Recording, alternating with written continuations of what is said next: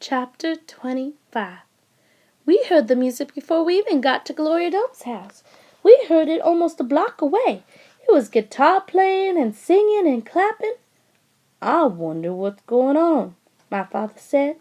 We walked up Gloria's sidewalk and around back through her yard and into her kitchen. What we saw was Otis playing his guitar, and Miss Franny and Gloria sitting there smiling and singing, and Gloria holding Sweetie Pie in her lap.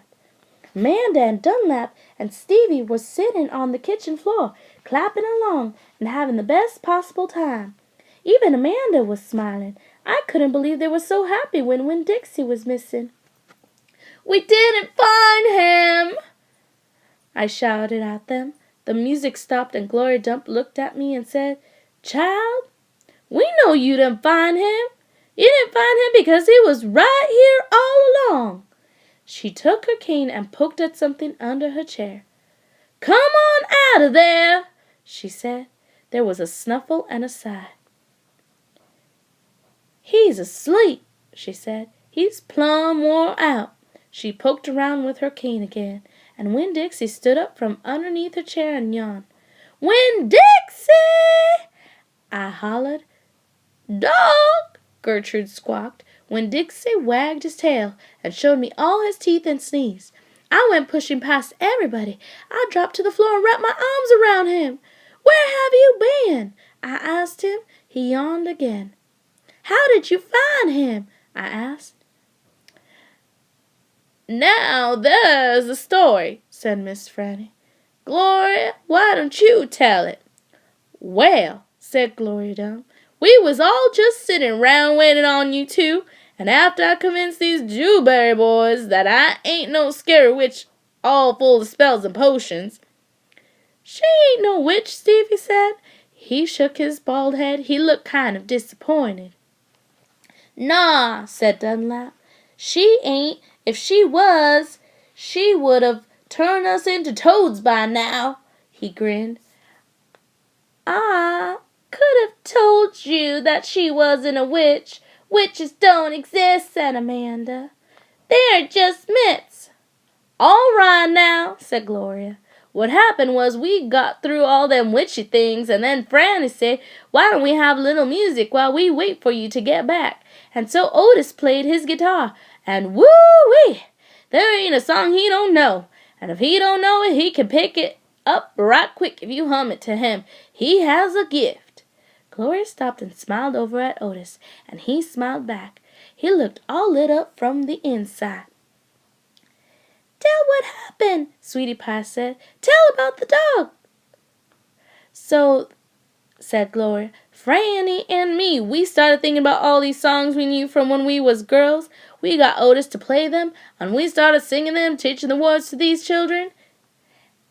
"And then somebody sneezed," Sweetie Pie shouted. "That's right," said Gloria. "Somebody sneezed, and it was none of us. So we looked around wondering who did, thinking that maybe we got us a burglar in the house. We looked round, we didn't see nothing, so we started to singing again. And sure enough, there was another big achoo! Sounded like it was come from my bedroom. So I sent Otis in there. I said, 'Otis, go on in there and see who is sneezing.' So Otis went, and do you know what he found?" I shook my head. "Winn-Dixie!" shouted Sweetie Pie.